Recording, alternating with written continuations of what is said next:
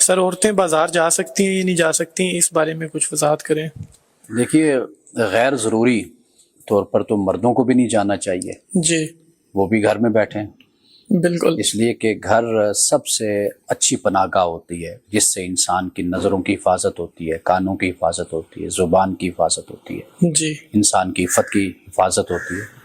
تو جو ترجیحاً معاملہ ہے وہ تو مردوں کے لیے بھی یہی ہے کہ وہ بھی غیر ضروری باہر نہ نکلیں، اور ایسے ہی آوارہ گردی اور دوستیاں اور تعلقات جو بنائے ہوتے ہیں جن کی کوئی ضرورت نہیں ہوتی، جس میں وقت ضائع کرتے ہیں، پیسہ ضائع جی کرتے ہیں، اس کی ممانعت ہے۔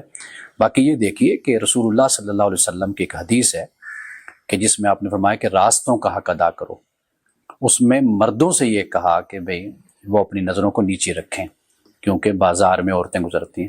کہیں جی پر یہ نہیں عورتوں سے کہا کہ بھئی تم گھروں میں بیٹھ جاؤ، کیونکہ باہر مرد تاکہ پھر جھانکی رہے کر رہے ہوتے ہیں یا ادھر ادھر دیکھ رہے ہوتے ہیں، یہ نہیں فرمایا۔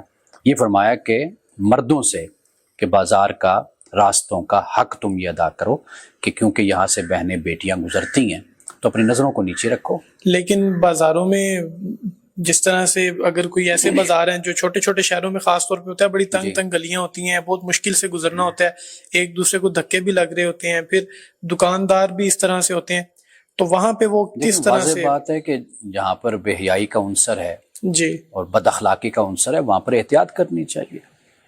آپ استثناء کو کلی اصول تو نہ بنائیں نا۔ جی بالکل۔ اصول تو یہ ہے کہ عورت ضرورت کے تحت جائے گی، خریدے گی، مردوں کو کہا کہ نظروں کو نیچے رکھو۔